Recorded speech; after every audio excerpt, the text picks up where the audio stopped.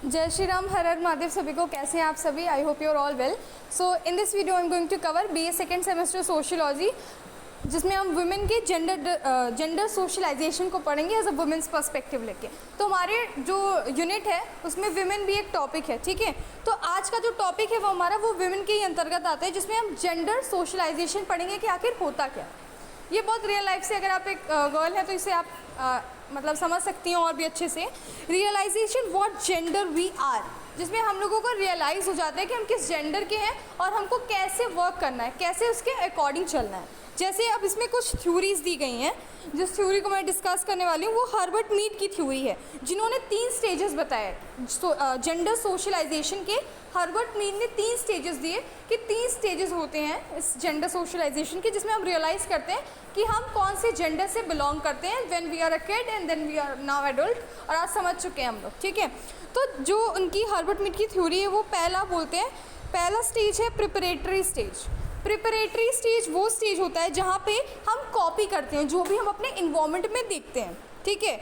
बिना ये सोचे समझे कि वो सही है या फिर गलत है, हम उस चीज़ को कॉपी करते हैं, राइट। अगर मान लो कि मेरे इन्वायरमेंट में जो भी चीज़ें हो रही हैं एज अ किड, वो जो चीज़ें देखेगा, समझ में आ रहा है, वही वो कॉपी करेगा, वही वो करेगा। लाइक अगर आपके घर में सब अच्छे से बिहेव करते हैं तो वो भी अच्छे से बिहेव करेगा, लेकिन घर में अगर डिसरिस्पेक्ट होती है किसी की या फिर गाली गलौज से बात होती है, वो भी उसको वही सेम चीज़ कहीं ना कहीं उसके ज़ुबान पे वो वर्ड आएगा ज़रूर। क्यों? क्योंकि वो कॉपी करता है चीज़ों को, जिसमें वो फर्स्ट स्टेज होता है as a kid, as a women, preparatory stage. Second देखिए प्ले स्टेज। प्ले स्टेज क्या होती है? जब हम जानते हैं लाइक कुछ जेंडर के अकॉर्डिंग जब हम गेम्स को डिवाइड कर देते हैं। जैसे एग्जांपल कि अगर कोई लड़की है तो उसको किचन सेट ला के दिया जा रहा है, कोई लड़की है उसको बारबी ला के दिया जा रहा है, समझ में आ रहा है, ताकि उसको ये पता चले कि तुम लड़की हो तो तुम्हें यही खिलौने सेपरेटली खेलने हैं। और अगर कोई घर में लड़का है तो उसको कार, गन्स, ये सारी चीज़ें ला के दी जा रही हैं।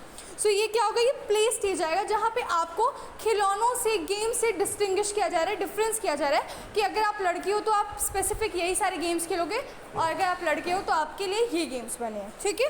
थर्ड आता है पॉजिटिव स्टेज या फिर अडल्ट स्टेज। इस स्टेज में आप समझ जाते हो कि आपको you know what to refrain and what to accept, जिसमें आप समझ जाते हो कि आपको करना क्या है और क्या नहीं करना है, समझ में आया। जैसे अब आप 2 स्टेजेस में आप ऑलरेडी एज अ विमेन आप अपने पर्सपेक्टिव से देखिए कि आप जब छोटे थे तो आप वो इन्वायरमेंट को कॉपी करते थे। आपकी मम्मी अगर साड़ी पहन रही हैं तो आप भी साड़ी पहन के खड़े हो जा रहे हैं कि मम्मी देखो मैं कैसी लग रही हूँ, वही दुपट्टे ही ले रहे हैं। वो भी आप अभी आप प्रिपरेटरी स्टेज में ही मानेंगे, जहाँ पे आप अपने पेरेंट को देख रहे हैं कि अगर आपकी मम्मी साड़ी पहन रही हैं और आपकी मम्मी वर्क कर रही हैं तो कहीं ना कहीं आप उनको कॉपी करने की कोशिश करोगे।